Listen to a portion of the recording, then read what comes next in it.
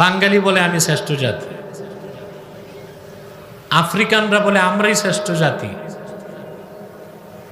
European আমেরিকানরা বলে আমরা সেরা জাতি। প্রত্যেকেই কথাটি বলে তার বিবেক থেকে, বলে তার আবেগ থেকে। তাদের কথাগুলো সত্যের মানদণ্ডে উত্তীর্ণ নয়। কিন্তু বিশ্বজাহানের স্রষ্টা আল্লাহ রাব্বুল আলামিন ১,৫০০ বছর আগে তার আখিরি নবী নূর নবীজি আমার মুহাম্মদ সাল্লাল্লাহু আলাইহি সাল্লামের উপর অবতীর্ণ কোরআনে ঘোষণা করেছেন, কুনতুম খায়রা উম্মাহ, তোমরাই শ্রেষ্ঠ জাতি, তোমরাই সর্বোত্তম জাতি। এ ঘোষণা কার? গোটা মাখলুকাতের মধ্যে আল্লাহ শ্রেষ্ঠত্ব দিয়েছেন মানুষকে। কাকে? মানুষকে। মানুষ ও মানবতার মর্যাদাকে রয়েছে কোরআন, আর মানুষ ও মানবতাকে বুলণ্ঠিত করেছে তথাকথিত বিজ্ঞান।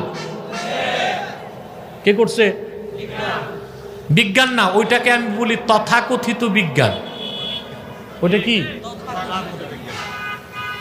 যেমন আমাদের বইটা এখন পড়ানো হচ্ছে, মানুষ হচ্ছে ন্যাচারাল সিলেকশন। মানুষ কি? আমাদের প্রতিবাদের মুখে এখন মন্ত্রী কথা ঘুরাচ্ছে যে বানর থেকে মানুষ, এটা লেখা নাই, এটাও লেখা আছে।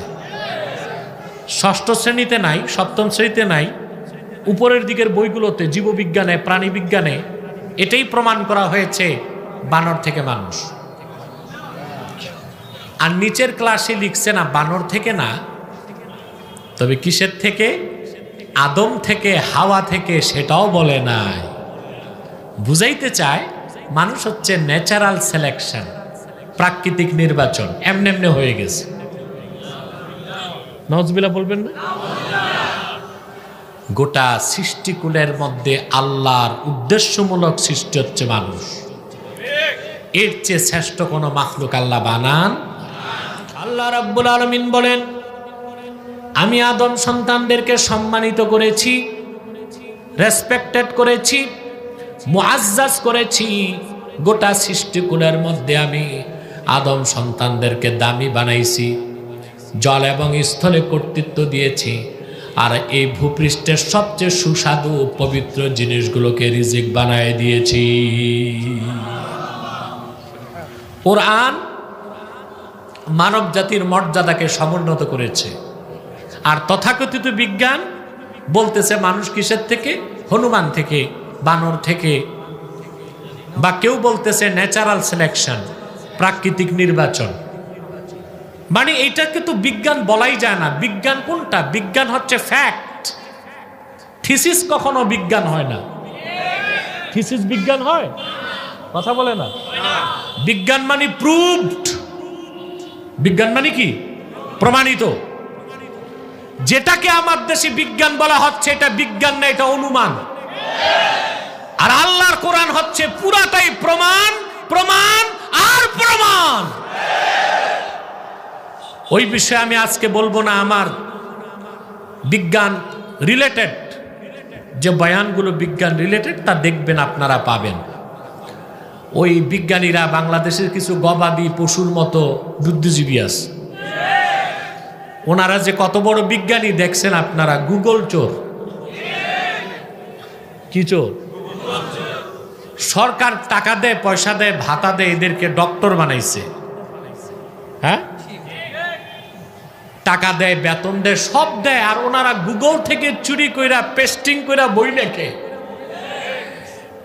এইরকম ডক্টর আর হোমিওপ্যাথি ডাক্তার, আমি তো দেখি দোনোটারই মতিগতি ঠিক নেই। আমরা বিজ্ঞানের বিরোধিতা বাংলাদেশের আলেমরা করে না। কথা হচ্ছে বিজ্ঞান পড়াও, বিজ্ঞানের নামে ডারউইনের গাঁজাখুরি মতবাদ পড়াও কেন? তা জাতি মেনে নিবে না। তাহলে কথিত বিজ্ঞান শিখাচ্ছে আপনার অস্তিত্ব জঙ্গল থেকে, আপনি বানর থেকে, আপনি ন্যাচারাল সিলেকশন। আর কোরআন আপনাকে শিখাচ্ছে যে না, আপনি আল্লাহর শ্রেষ্ঠ সৃষ্টি। তো মানুষ ও মানবতাকে সমুন্নত করলো কোরআন না বিজ্ঞান? সুবহানাল্লাহ। সেই মানব জাতির মধ্যে যুগে যুগে আল্লাহ তাআলা একটি নয়, দুইটি নয়, ৭০টির বেশি জাতি প্রেরণ করেছেন। আমার আল্লাহর হাবিবের সাথ করেছেন, আমার উম্মতকে প্রেরণ করে আল্লাহ ৭০টি জাতির সমাপ্তি করেছেন। সেই উম্মতে মুহাম্মাদিকে আল্লাহ বলেছেন গোটা সৃষ্টির মধ্যে শ্রেষ্ঠ সৃষ্টি মানব জাতি, আর গোটা মানব জাতির মধ্যে শ্রেষ্ঠ জাতি উম্মতে মুহাম্মাদি। আমরা উম্মত হিসেবে আমাদের দাম বুঝি না, এই জন্য অল্প পয়সায় আমরা ঈমান বিক্রি করি। দল ঠিক রাখতে যে, নেতা নেত্রীর মনোরঞ্জন করতে যে, ব্যবসার ধান্দা ঠিক রাখতে যে ঈমানকে বাদ দেই, কুফর শিরক কালিঙ্গন করি। দল ঠিক রাখতে যে প্রয়োজনে আমরা ইসলামের সাথে গাদ্দারি করতেও ভয় পাই না, ঠিক কিনা বলে? আর আপনাদের দাম যে কত দূর, বাঙালির কতটুক দাম, তা বোঝা যায় নির্বাচনের রাতে, ঠিক কিনা? দেখবেন আপনারা কোরবানির সময় এক একটা ভেড়া বকরি বিক্রি হয় 10,000 12,000 টাকায়, আর নির্বাচনের রাতে ভোটার বিক্রি হয় 600 টাকায় 1200 টাকায় পোল্ট্রি মুরগির দামে। তার কারণ কি? তার কারণ উম্মত হিসেবে আমরা আমাদের মর্যাদা, শান, মান, মূল্য বুঝি নাই। সম্মানিত সুধী, তাহলে আমরা কি শ্রেষ্ঠ উম্মত? এবার একটু তাফসীর বুঝেন। উম্মত দুই প্রকার। কয় প্রকার? আমি কিন্তু 2 মিনিট পরই প্রশ্ন করব, উত্তর দিতে হবে। উত্তরটা সাবজেক্টিভ হবে না, অবজেক্টিভ হবে। উত্তর দিতে হবে, পারবেন? এক প্রকার উম্মত হচ্ছে উম্মতে দাওয়াত, আরেক প্রকার উম্মত উম্মতে ইজাবাত। উম্মতে দাওয়াত কারা? আল্লাহর আখিরি নবী, নবীগণের মাথার তাজ, নূর নবীজি আমার মুহাম্মদ সাল্লাল্লাহু আলাইহি ওয়াসাল্লাম আল্লাহর পক্ষ থেকে পূর্ণাঙ্গ দ্বীন ইসলাম নিয়ে আসলেন ১৫০০ বছর আগে। তখন থেকে আজ পর্যন্ত, আজ থেকে কিয়ামত পর্যন্ত যত মানুষ এসেছে, আছে আর আসবে, কি আস্তিক কি নাস্তিক, কি শ্বেতাঙ্গ কি কৃষ্ণাঙ্গ, কি বিশ্বাসী কি অবিশ্বাসী, প্রত্যেকেই আল্লাহর হাবিবের উম্মত। কথা বুঝে নাই? সবাই কার উম্মত? রাসূলুল্লাহর উম্মত। সে রাসূলুল্লাহর দ্বীনকে স্বীকার করুক না করুক, তবে উম্মতটা উম্মতে দাওয়াত। উম্মতে, পূর্বে যে নবীগণ এসেছেন প্রত্যেকে ছিলেন আঞ্চলিক নবী, সাম্প্রদায়িক নবী। তারা এসেছেন একটি সম্প্রদায়ের জন্য, একটি অঞ্চলের জন্য, ঠিক কিনা? কিন্তু বিশ্ব মানবতার মুক্তির দূত আল্লাহর আখিরি নবী মুহাম্মদ সাল্লাল্লাহু আলাইহি ওয়াসাল্লাম, তিনি ১৫০০ বছর আগে এসেছেন আল্লাহর পক্ষ থেকে পূর্ণাঙ্গ দ্বীন ইসলাম নিয়ে। শুধু মুসলমানের জন্য নয়, শুধু আরববাসীর জন্য নয়, বরং পৃথিবীর সকল যুগের বর্ণের বংশের মানুষের হেদায়েতের জন্য। বলেন সুবহানাল্লাহ। মুসা নবী ছিলেন বনি ইসরায়েলের নবী, ঈসা নবী ছিলেন বনি ইসরায়েলের নবী, ঠিক কিনা? সালেহ ছিলেন সামুদ জাতির নবী, শোয়েব ছিলেন মাদিয়ানবাসীর নবী, আর তোমার নবী, আমার নবী, বিশ্ব নবী মুহাম্মদ সাল্লাল্লাহু আলাইহি সাল্লাম গোটা মানব জাতির নবী। সেজন্য রাসূলুল্লাহর আনিত দ্বীন ইসলামটাই অসাম্প্রদায়িক। আর যত ধর্ম আছে সব কি সাম্প্রদায়িক, সব কি সাম্প্রদায়িক। যেমন নামই তো বলে দেয় সাম্প্রদায়িক, যেমন বলে হিন্দু ধর্ম, নাম বলতেছে ধর্মটা হিন্দুর, তা অসাম্প্রদায়িক না সাম্প্রদায়িক? কথা বুঝো না, জোরে বলো। ইহুদি ধর্ম সাম্প্রদায়িক, বৌদ্ধ ধর্ম, খ্রিস্টান ধর্ম, আল্লাহর কোরআনের কোথাও তুমি খুঁজে পাবা না ইসলামকে আল্লাহ বলেছেন দীনুল মুসলিমিন, মুসলমানের ধর্ম কোথাও বলেন। ইসলামকে আল্লাহ বলেছেন দীনুল্লাহ, এটা আল্লাহর দিন। আল্লাহর জমিনে আল্লাহর বান্দারা আল্লাহর দিন কায়েম করবে, সেখানে সাম্প্রদায়িকতার ধোঁয়া তোলার সুযোগ না। ঠিক কিনা? ওই যে বুদ্ধিজীবী, এগুলো তো পেইড এজেন্ট। এই যে বুদ্ধিজীবী যা দেখো বাংলাদেশে টাক মাথাগুলো, হ্যাঁ, এসব হচ্ছে পেইড এজেন্ট। তারা কি? দে আর পেইড এজেন্ট অফ র, সিআইএ এন্ড মোসাদ। পশ্চিমাদের দালালি করে। সরকার টাকা দিয়ে বই লিখতে দিছে, ওদেরকে বেতন দিছে প্রচুর, সরকার বই লেখো। ওরা করছে কি? ওই যে এজেন্ট হচ্ছে, রয়ের এজেন্ট, মোসাদের এজেন্ট। তো বইয়ের মধ্যে ঢুকাই দিছে নাস্তিক্যবাদ আর হিন্দুত্ববাদ। বইয়ের শুরুতে লেখা অসাম্প্রদায়িক শিক্ষা প্রতিষ্ঠা করবে।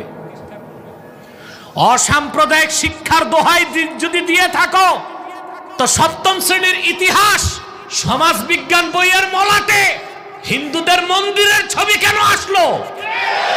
৬০ গম্বুজ মসজিদের ছবি নাই, বাইতুল মুকাররমের ছবি নাই, কুতুব মিনারের ছবি নাই, তাজমহলের ছবি নাই। মন্দিরের ছবি আসার দ্বারা তোমরা হিন্দুস্তানের দালালি করেছো। জাতিকে হিন্দুত্ববাদ শিখাতে চাও, নাস্তিক্যবাদ শিখাতে চাও। বাংলার মুসলিম জনতা তো এক মুহূর্তের জন্য মেনে নিবে না, নিবে না, নিবে না। মুসলমান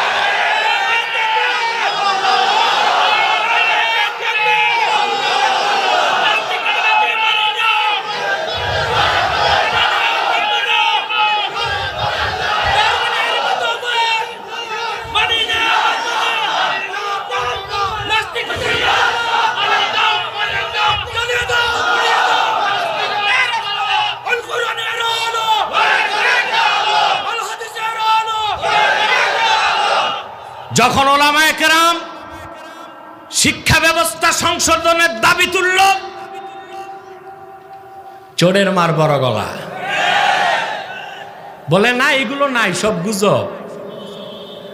আবার প্রশাসনের কেউ কেউ ধমক দিল, গুজব রটায় কারা আমরা দেখব। It is also a kind of threat to Islamist. এটাও ইসলামপন্থীদের প্রতি একটা প্রচ্ছন্ন থ্রেট।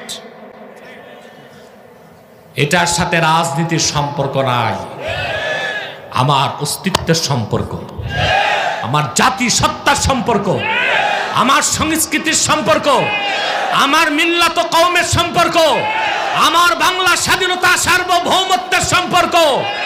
বাংলাদেশের স্বাধীনতার মূল চেতনা ইসলাম ও মুসলমান। যতদিন এই ভূখণ্ডে ইসলাম থাকবে, মুসলমান থাকবে, বাংলাদেশ নামক রাষ্ট্র টিকে থাকবে। যখন ইসলাম ও মুসলমান থাকবে না, বিশ্বমান চিত্র থেকে বাংলাদেশ মুছে যাবে। আমার দেশের স্বাধীনতার সার্বভৌমত্ব বিরোধী, ইসলাম ও মুসলমানের চেতনা বিরোধী, আধুনিকতার নামে, প্রগতিশীলতার নামে আর বিজ্ঞান শিখাবার নামে কোনো গাঁজাখুরি পড়াশোনা আমরা মেনে নিব না। ঠিক কিনা বলেন? সম্মানিত সুধী, তাহলে ইসলাম হচ্ছে অসাম্প্রদায়িক। সব ধর্ম কি? কারণ রাসূলুল্লাহ আবার নবী মুহাম্মদ সাল্লাল্লাহু আলাইহি ওয়াসাল্লাম ১৫০০ বছর আগে এসেছেন। ইসলাম, ওই ইসলামটা একটা সম্প্রদায়ের জন্য আদের নয়, সবার জন্য আনছেন। এই জন্য সবাই কার উম্মত? কথা বলে না। কি বিশ্বাসী, কি অবিশ্বাসী, কি আস্তিক, কি নাস্তিক, কি শ্বেতাঙ্গ, কি কৃষ্ণাঙ্গ, সবাই কার উম্মত? তবে উম্মতে দাওয়াত, উম্মতে